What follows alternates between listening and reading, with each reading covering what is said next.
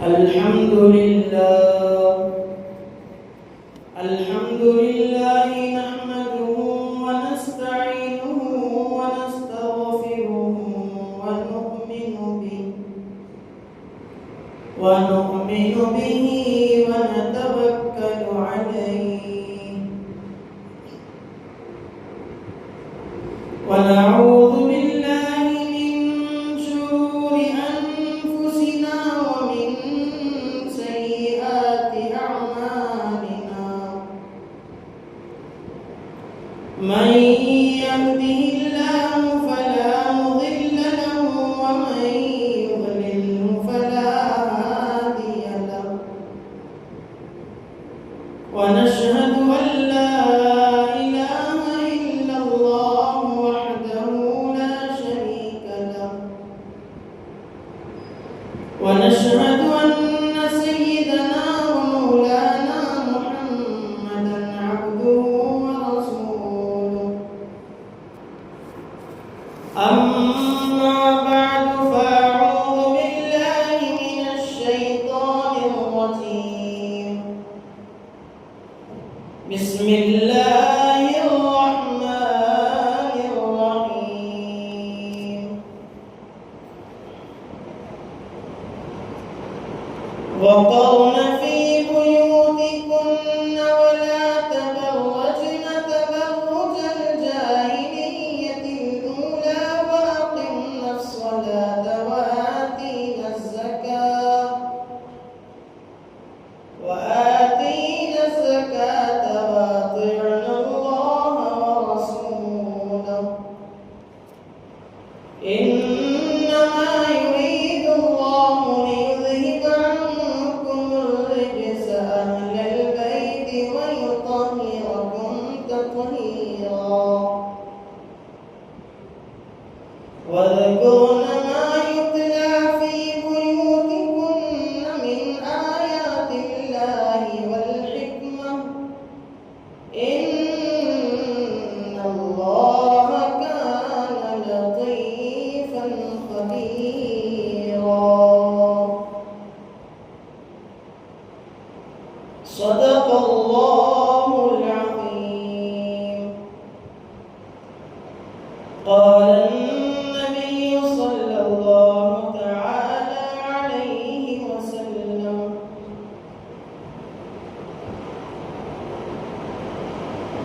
اللهم إني أحبهما فأحبهما وأحب من يحبهما وقال عليه الصلاة والسلام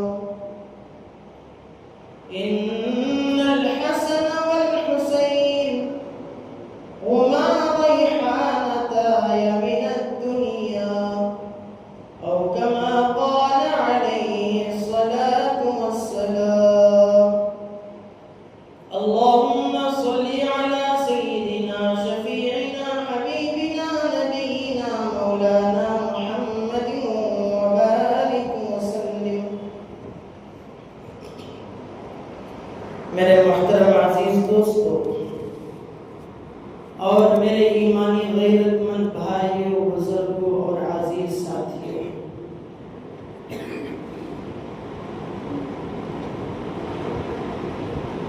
اللہ تبارک و تعالیٰ کا بے پناہ فضل اور اس کا احسان ہے کہ اللہ رب العزت نے مسلمانوں اور اہل ایمان کے لیے ایمان کی مضبوطی کے لیے کچھ دائرے قائم فرمائے، کچھ حدود بدلائے۔ قربان جائے شریعت محمدیہ صلی اللہ علیہ وسلم کے نہج اور فکر پر کہ جس نے محبت کے بھی حدود قائم فرما دیے اور دشمنی اور عداوت کے بھی حدود قائم فرما دیے۔ اگر آپ کو کسی شخص سے محبت ہے، عقیدت ہے، دین کی بنیاد پر، اخلاق کی بنیاد پر، پاکیزگی اور پاک دامنی کی بنیاد پر، عفت کی بنیاد پر، اچھے اخلاق کی بنیاد پر، بہترین گفتگو کی بنیاد پر، اور بھی خوبیاں ہو سکتی ہیں، خوبیوں کی بنیاد پر اگر آپ کو کسی سے محبت ہے تو شریعت محمدیہ کا یہ مزاج ہے کہ حدود قائم فرما دی، کہ محبت میں اس قدر آگے نہ بڑھ جانا کہ شریعت کی پامالی ہونے لگے، اپنا نام مسلمان اور اپنے آپ کو اہل ایمان سے جوڑ کر محبت میں، عقیدت میں کسی شخص کی اقتداء اور اتباع کرنے میں اس قدر آگے نہ بڑھ جانا کہ کسی چیز کو آپ محبت سمجھ کر کرنے لگیں اور حقیقت میں وہ محبت نہ ہو، کسی کام کو آپ عقیدت سمجھ کر کرنے لگیں، حقیقت میں وہ عقیدت مندی نہ ہو، کسی کام کو آپ اللہ اور اس کے رسول صلی اللہ علیہ وسلم کے ہاں معیار حق سمجھ کر آپ کرنے لگے، لیکن اللہ اور اس کے رسول صلی اللہ علیہ وسلم کے طے کردہ اصول اور ضوابط میں وہ محبت نہ ہو، وہ عقیدت نہ ہو، وہ اقتداء نہ ہو، وہ اتباع نہ ہو۔ اور قربان جائیں شریعت محمدیہ صلی اللہ علیہ وسلم کے مزاج پر کہ جس نے دشمنی کے بھی حدود قائم فرما دی، اور یہ فرما دیا کہ 100 باتوں میں سے ایک بات ہے کہ من احب للہ ومن ابغض للہ ومن اعطى للہ ومن منع للہ فقد استکمل الایمان۔ من احب للہ، اگر آپ کو کسی سے محبت ہے تو مقصد رضائے الہی ہونا چاہیے۔ ومن ابغض للہ، اگر آپ کو کسی سے دشمنی ہے، کسی سے عداوت ہے،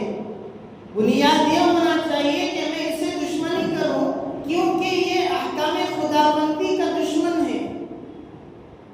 میں اس شخص سے دشمنی اس لیے کروں کیونکہ یہ توحید کا دشمن ہے،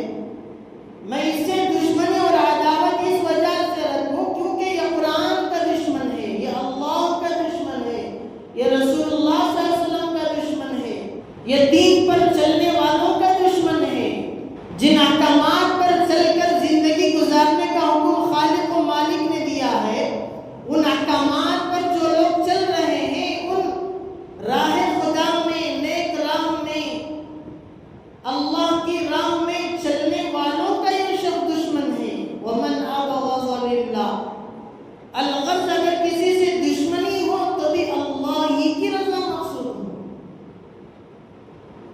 ومن اعطى للہ، اگر آپ کسی کو کچھ دے رہے ہو،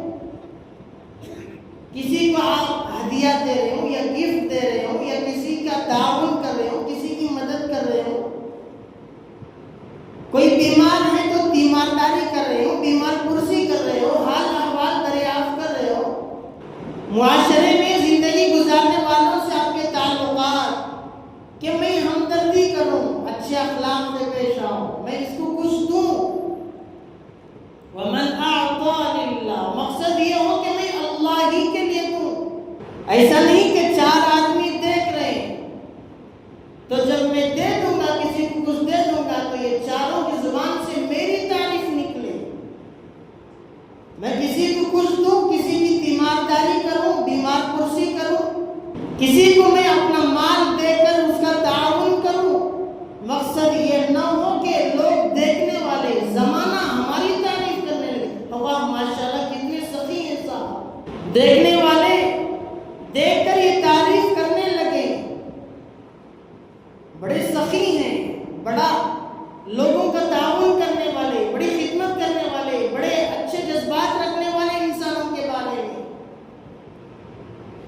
یہ ہمارے کان سننے کے لیے تیار نہ ہو۔ وہ آدمی اللہ اور اس کے رسول صلی اللہ علیہ وسلم کو بڑا محبوب ہے، بڑا محبوب ترین ہے وہ شخص کہ لوگ اس کی تعریف کرتے رہیں اور اس سے یوں محسوس ہو کہ نہیں یہ میری تعریف نہیں ہو رہی، اور وہ آدمی وہاں سے اٹھ کر چلا جائے کہ میں تعریف کا حقدار نہیں ہوں۔ ہوتا ہے کہ کوئی شخص میری تعریف کر رہا ہو اور مجھے یہ محسوس ہو کہ نہیں اس کا حقدار میں نہیں ہوں، میں اسے کہہ دوں کہ نہیں معذرت چاہتا ہوں، میں آپ سے معافی چاہتا ہوں، اس کا میں حقدار نہیں، وہ دل سے میں کہہ دوں کہ نہیں میں اس کا حقدار نہیں ہوں، بجائے ایسا ہونے کے ہمارا تو سینہ خوشی سے پھول جاتا ہے، ہم چاہتے ہیں کہ اور 4 لفظ کہو، تعریف آپ نے جو ہماری کی ہے بہت کم کی ہے، اور 4 لفظ کہو۔ میں صرف آپ یہاں نہیں دے رہا ہوں، میں نے وہاں بھی دیا تھا، آپ نے دیکھا نہیں تھا۔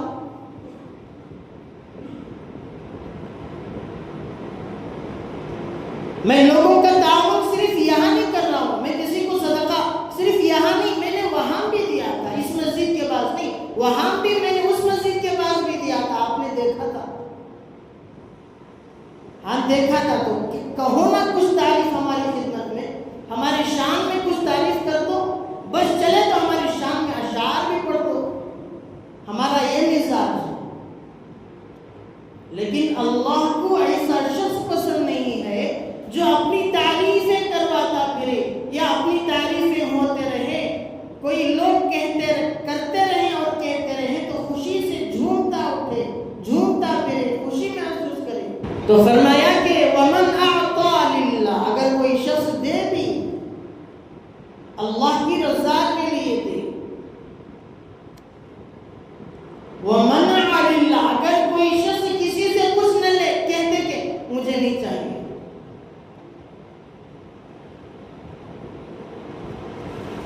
کوئی آدمی آپ کو کچھ دینا چاہتا ہے یا کوئی بھی آپ کا ذاتی معاملہ ہو، لیکن آپ سمجھتے ہو کہ یہ مجھے نہیں چاہیے، تو صاف کہتے ہیں کہ یہ مجھے نہیں چاہیے، اور یہ انکار کرنا بھی اللہ کی رضا کے لیے ہو۔ تو قربان جائیں شریعت مطہرہ کی باریکی پر۔ اچھا، یہ 4 کام جو کر لے گا تو کیا ہوگا، کیا ملے گا اسے؟ محبت اللہ کے لیے، دشمنی اور عداوت اللہ کے لیے، کچھ دے تو اللہ کے لیے، کسی چیز کا انکار کر دے یا منع کرے،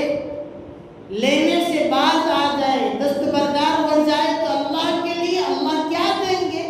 فقد استکمل الایمان، اس کا ایمان مکمل ہو چکا۔ جو شخص یہ 4 کام کر لے گا،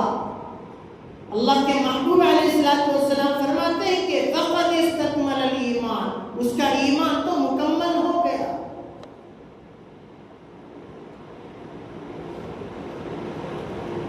الغرض میرے عزیزوں، اللہ نے اور اس کے رسول صلی اللہ علیہ وسلم نے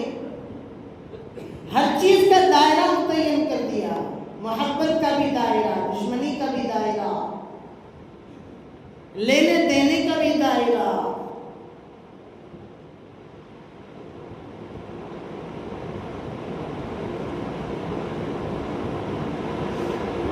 تو میرے دوستوں، میں نے جو آیت قرآن شریف پارہ نمبر 22 کی ابتدائی آیت پڑھی، طویل سی آیت، اور ذخیر احادیث میں سے مختصر 2 روایتیں پڑھی ہیں، جس میں اللہ کے نبی علیہ السلام اپنے اہل البیت کے بارے میں ذکر فرماتے ہیں کہ اہل البیت کون ہیں اور ان کے شرعی کیا احکام ہیں۔ لغت میں، ڈکشنری میں اہل البیت گھر والے افراد کو کہتے ہیں کہ اہل البیت ہیں کہ گھر والے ہیں، اور اہل بیت کی، رسول اللہ صلی اللہ علیہ وسلم کے اہل بیت کی تعیین کرنے میں کہ کون کون آپ کے اہل البیت ہیں، اس میں علماء اکرام نے بھی اور صحابہ اکرام کے بھی مختلف اقوال ہیں۔ بعض روایات میں علماء فرماتے ہیں کہ اہل البیت سے مراد بنو ہاشم اور آپ صلی اللہ علیہ وسلم کے اہل عیال ہیں، آپ کے خاندان والے، آپ کے اولاد، اور بنو ہاشم کے جتنے بھی افراد ہیں، جتنے بھی جماعتیں ہیں، جتنے بھی لوگ ہیں، سارے کے سارے اہل البیت ہیں۔ بعض روایات میں فرماتے ہیں کہ اہل بیت میں حضرت علی رضی اللہ عنہ، حضرت فاطمہ، حضرات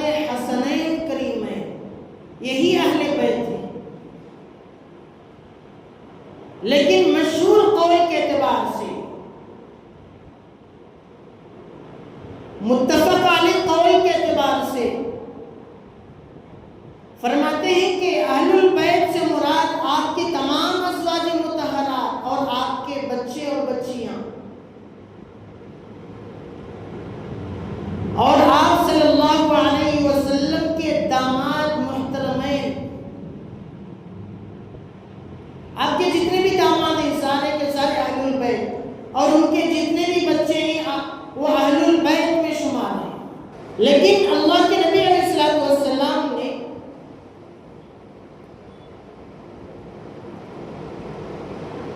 فرمایا کہ ان کے کچھ احکام ہیں، ضروری احکام ہیں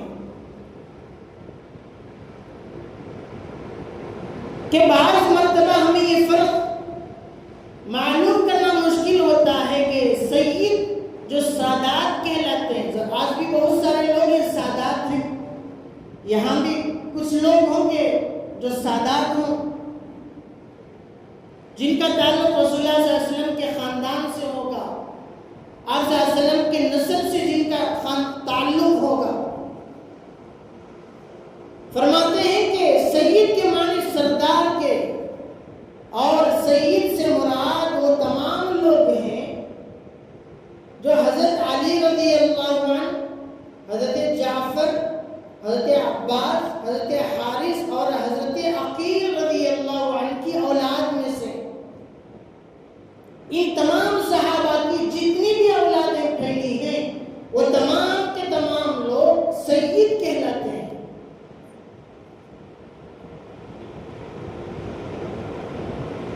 لیکن اگر کوئی آدمی اپنے نام کے ساتھ سید جوڑ دے کہ میں اپنے نام کے ساتھ سید لکھوں گا، لگاؤں گا تو اچھا لگے گا، تو یہ سید نہیں ہوتا۔ آج تو بعض علاقے میں ہر تیسرا آدمی سید کہلاتا ہے۔ کسی جگہ میں 50 آدمی ہیں تو ان میں سے کم 10 آدمی تو سید ہوں گے، لیکن اس وقت دنیا میں ایسے سادات اور سید حضرات بھی ہیں جنہیں اپنا شجرہ، اپنا نام و نسب تواتر کے ساتھ مسلسل اپنی ذات سے لیتے ہوئے رسول اللہ صلی اللہ علیہ وسلم کی ذات تک مکمل یاد ہے۔ ہندوستان میں بھی ایسے اکابرین ہیں جو اپنا شجرہ نسب رسول اللہ صلی اللہ علیہ وسلم تک گنواتے ہیں۔ تو ان تمام صحابہ اکرام کی جو اولاد ہیں، حضرت علی ہیں، حضرت جعفر ہیں، حضرت عباس، حضرت حارث، حضرت عقیل، ان کی جتنی بھی اولادیں ہوئی ہیں تمام کے تمام سادات اور سید کہلاتے ہیں، اور سید کے اور سادات کے احکام بھی ہیں۔ بڑی رعایت کی ہے شریعت میں سادات کی، بڑی رعایت ہے، ہر جگہ میں ان کی رعایت کی گئی ہے، اور معاشرے کے سب سے بہترین افراد کا خطاب سادات کو ملا ہے، کیونکہ ان کا تعلق رسول اللہ صلی اللہ علیہ وسلم کے خاندان سے، آپ کی اولاد میں سے۔ ماضی قریب میں ہمارے ہندوستان کی ایک بڑی شخصیت گزری ہے، حضرت مولانا شیخ الحدیث امیر المؤمنین فی الحدیث شیخ یونس صاحب جونپوری رحمۃ اللہ علیہ۔ انہوں نے بخاری شریف کا درس مسلسل 50 سال دیا، ایک ہی مدرسے میں 50 سال بخاری شریف پڑھائی۔ ایک مجلس اور محفل جمع تھی جس میں کھچا کھچ علماء کرام تھے، یہاں سے لے کر جہاں تک تا حد نظر علماء کرام بیٹھے، حدیث کا درس ہے۔ تمام کے تمام علماء اکرام اس وجہ سے آئے ہیں کہ اتنے بڑے شیخ الحدیث ہیں، ہم ان کا درس سنیں گے۔ حدیث کی روشنی میں کی گئی تشریح کا ایک ایک لفظ برحق ہوتا ہے۔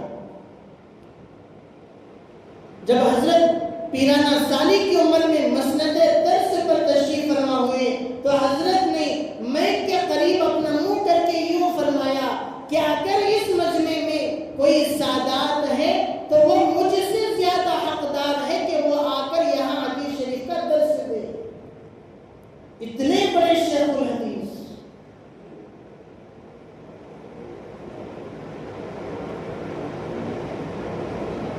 جن کا حدیث کے ساتھ اتنا تعلق تھا،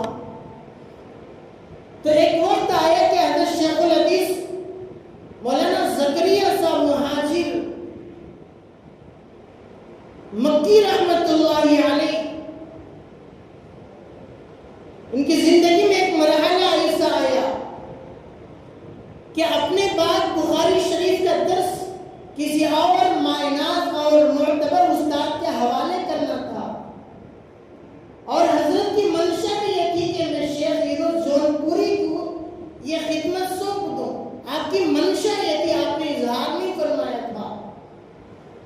آپ نے اپنے معتبر اور معتمدین میں سے 2 مائناز اساتذہ کو بلایا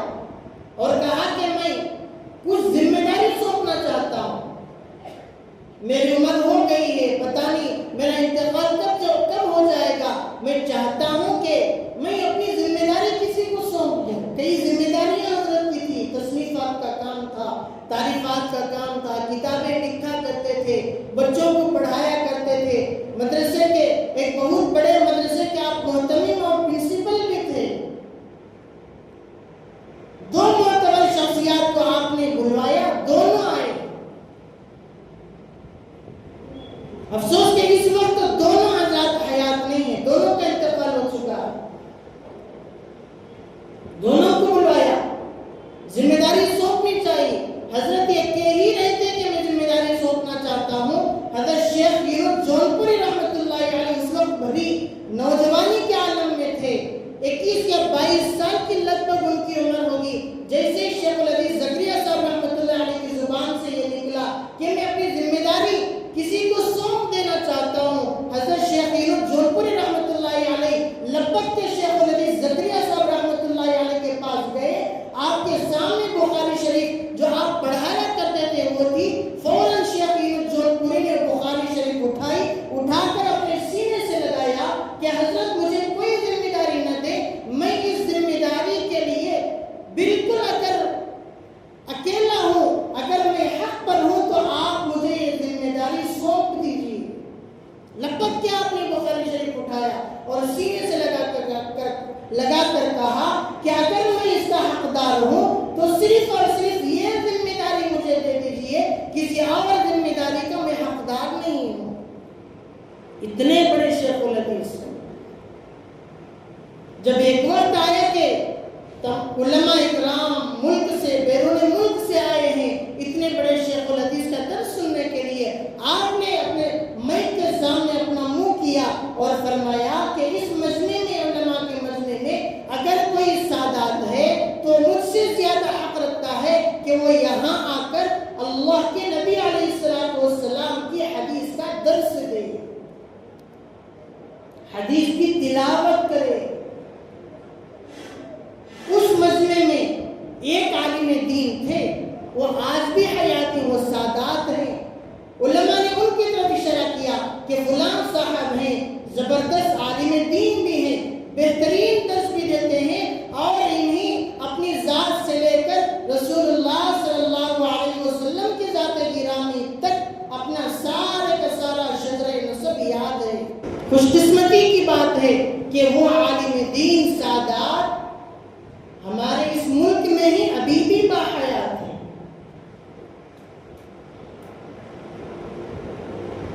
تو اللہ کے نبی علیہ الصلوۃ والسلام نے اپنے خاندان کی، اپنے اولاد کا بڑا لحاظ فرمایا۔ اہل بیت سے مراد صرف بات فرماتے ہیں کہ اہل البیت سے مراد صرف ازواج مطہرات ہیں۔ حضرت اکرمہ، حضرت سعید بن جبیر، رحمت اللہ علیہما، اور حضرت ابن عباس رضی اللہ عنہ بھی یہی فرماتے ہیں کہ جس خاندان سے، جس شجرہ نسب سے رسول اللہ صلی اللہ علیہ وسلم نے آنا تھا، اس سے پہلے کا شجرہ بھی، اس سے پہلے کا خاندان بھی اللہ نے محفوظ فرمایا، خوبیوں سے بھر دیا، بہترین عادات سے، بہترین اخلاق سے اللہ نے بھر دیا۔ جس خاندان سے، جس قبیلے سے، جس شجرے سے رسول اللہ صلی اللہ علیہ وسلم تشریف لاتے ہیں، ہمارے اس ملک کے ایک بڑے عالم دین شیخ العربی والعجم حضرت مولانا ابو الحسن علی میاں ندوی رحمت اللہ علیہ ایک بہت بڑے عالم دین گزرے ہیں۔ انہوں نے اپنی ایک مائناز کتاب میں قبیلہ قریش کی کچھ خصوصیات کو جمع فرمایا کہ جس زمانے میں قبیلہ قریش رسول اللہ صلی اللہ علیہ وسلم کی تشریف آوری سے پہلے تھا، ان کی خوبیاں آپ نے بیان فرمائی۔ آپ نے فرمایا کہ تمام اہل عرب خاندان قریش کے عالی نسب کے معترف تھے۔ تمام اہل عرب یہ فرمایا کرتے تھے کہ اس وقت جتنے بھی عرب حضرات ہیں اس دنیا میں، خاص طور سے جزیرۃ العرب میں، بہترین خاندان اور قبیلہ کوئی ہے تو وہ قبیلہ قریش۔ سب کے سب معترف تھے، اس میں کسی کی دو رائے نہیں تھی۔ کوئی یہ نہیں کہتا تھا کہ نہیں کوئی اور قبیلہ بھی، کوئی اور خاندان بھی، سب کے سب اس کے معترف تھے کہ خاندان قریش سب سے بہترین خاندان ہے، اس کے معترف تھے۔ دوسری خوبی فرماتے ہیں کہ لب و لہجے کے اعتبار سے، اچھی گفتگو کے لحاظ سے، دوسروں کے لیے قبیلہ قریش کا لہجے گفتگو، بات کرنے کا لب و لہجہ، گفتگو کا انداز دوسرے کے مقابلے میں بڑا معیاری تھا، بڑا معیاری تھا کہ بہترین گفتگو کرنے والا اگر کوئی قبیلہ تھا تو وہ قبیلہ قریش کہلاتا ہے۔ فرماتے ہیں کہ تیسری خوبی یہ ہے کہ مہمان نوازی میں بڑا ماہر، کوئی بھی آدمی آئے، دشمن بھی آ جائے، اس کی بہترین مہمان نوازی کیا کرتے تھے، بہترین مہمان نوازی۔ کسی کو جھڑکتے نہیں تھے، کسی کو بھگانے دیتے تھے، دشمن بھی آتا تو بھر پیٹ کھا کر قبیلہ قریش سے واپس روانہ ہوتا۔ ایک اور خوبی یہ فرماتے ہیں کہ لوگ قریش کی خوبیوں کے مثالیں دیا کرتے تھے، اپنے بچوں کو بھی جس کی تربیت کرنا ہوتا ہے ان کو بھی یہ کہتے تھے کہ دیکھو قبیلہ قریش کیسا ہے، اور اسے مثالی بنو آپ بھی، یہ کہا کرتے تھے۔ مثالی قبیلہ رسول اللہ صلی اللہ علیہ وسلم کا قبیلہ تھا۔ قریش کی شاخیں آپس میں ایک دوسرے کے فدائی تھے، جیسے اب ہمارے زمانے میں کوئی خاندان مشہور ہے، خاندانی اعتبار سے کسی کا نام شیخ سے ملتا ہے، کوئی خان ہے، اور پتہ نہیں کتنے انگنت ہیں، خاندانی اعتبار سے ہماری پہچان ہے، لیکن فی زماننا یہ اتحاد آج کہیں بھی باقی نہیں ہے کہ میرے خاندان سے تعلق رکھنے والا کوئی اور آدمی ہے تو میں اس کے لیے فدا ہو جاؤں، میں اس کی خدمت کروں، دکھ سکھ میں اس کا تعاون کروں، بیمار ہو جائے تو تیمارداری کروں، پریشان ہو جائے تو حال پوچھ لوں اس کا۔ ایسا فی زمانے نہ کہیں نہیں ہوتا، کہیں ہوتا ہے تو بہت اچھی بات ہے، لیکن قبیلہ قریش کی یہ خوبی تھی کہ کہیں کا بھی آدمی ہے، اگر اس قبیلے سے اس کا تعلق ہے، اس قبیلے کے کسی فرد سے اگر اس کا کچھ ملنا جلنا ہے تو اس کا بہترین لحاظ اور خیال فرمایا کرتے تھے۔ قریش قبائلی خصوصیات کو کبھی ترک نہیں کرتے تھے۔ بعض لوگوں کے خصوصیات، کہیں مہمان نوازی، کہیں بہترین تیمارداری، کسی قبیلے کی کچھ خوبیاں، کسی کی کچھ خوبیاں، کسی قبیلے کی کچھ اور پہچان۔ قبیلہ قریش کی جتنی بھی خوبیاں اور خصوصیات ہیں وہ کسی حال میں ترک نہیں کیا کرتے تھے۔ تو حضرت علی میاں رحمۃ اللہ علیہ نے اور بھی خوبیاں گنوائی ہیں، اور یہ میرے دوستوں ایک خوبی ایسی ہے کہ جو ہماری زندگیوں میں ہونا چاہیے۔ صرف یہ کہتے ہیں کہ میں سادات ہوں، میں فلاں ہوں، میں سید ہوں، صرف یہ کہتے ہیں کہ مجھے حضرات حسنین کریمین سے محبت اور عقیدت ہے، صرف یہ کہتے ہیں کہ مجھے رسول اللہ صلی اللہ علیہ وسلم سے عقیدت ہے، صرف یہ کہتے ہیں کہ مجھے حضرات صحابہ رضی اللہ عنہم سے عقیدت اور محبت ہے، یہ کافی نہیں ہے کہ میرے تعلق رسول اللہ صلی اللہ علیہ وسلم کے خاندان سے ہے لیکن دین سے میرا کوئی تعلق نہیں ہے، میرا تعلق رسول اللہ صلی اللہ علیہ وسلم کی آل سے ہے لیکن عملی اعتبار سے میری زندگی بے عمل ہے، بے راہ روی کا شکار ہے۔ تو فرماتے ہیں کہ قیامت کے دن پوچھا جائے گا، عالی نسب ہونا، عالی حسب کا ہونا بظاہر فضیلت کی چیز تو ہے لیکن میدان عمل میں اس کا کوئی اعتبار نہیں ہے۔ میدان عمل میں اس کا کوئی اعتبار نہیں کہ فلاں شخص خاندانی اعتبار سے اونچے خاندان کا ہے،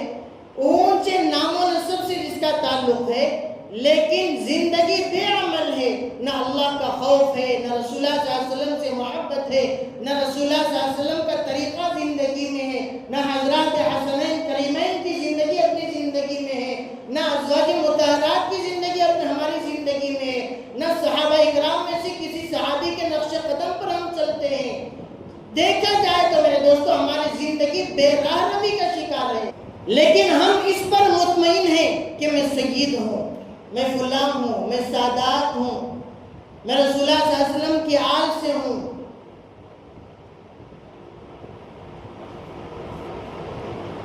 تو اس کا اعتبار نہیں ہے۔ اور رسول اللہ صلی اللہ علیہ وسلم نے ایک موقع پر صحابہ اکرام کے مجمع میں فرمایا کہ میرے خاندان کی شرافت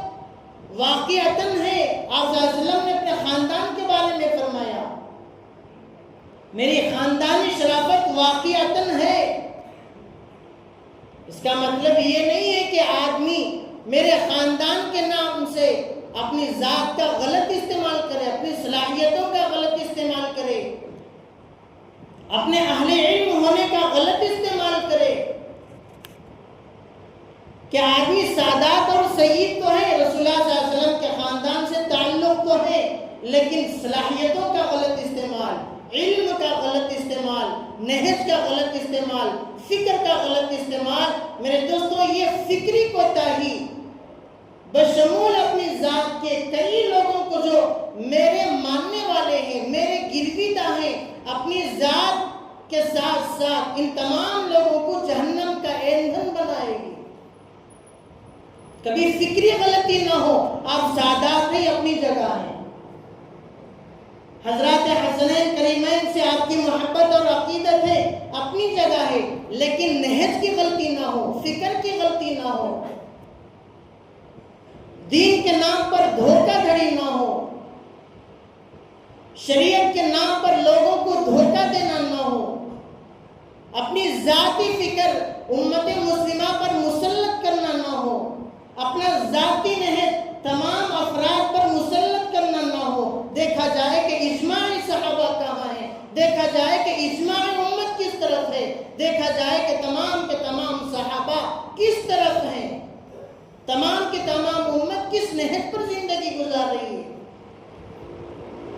عالمی سطح پر تمام امت مسلمہ کے سامنے کیا فکر ہے، وقت کا کیا تقاضا ہے۔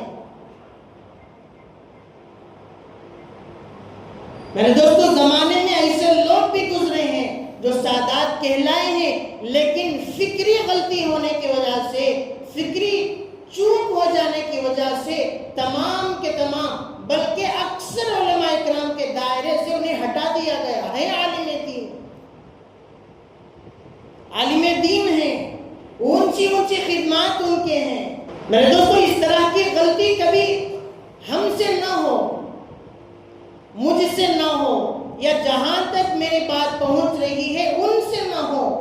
میرے دوستو بڑی جرأت کے ساتھ، بڑی ہمت کے ساتھ، دل پر پتھر رکھ کر میں اس بات کا مظاہرہ کر رہا ہوں کہ ماضی قریب میں ایک ہفتہ پہلے ہمارے اس ہندوستان کی شخصیت، بڑی مشہور شخصیت، بہترین عالم دین، زبردست عالم دین، خاندان سادات سے جن کا تعلق ہے، ماضی قریب میں انتقال ہوا،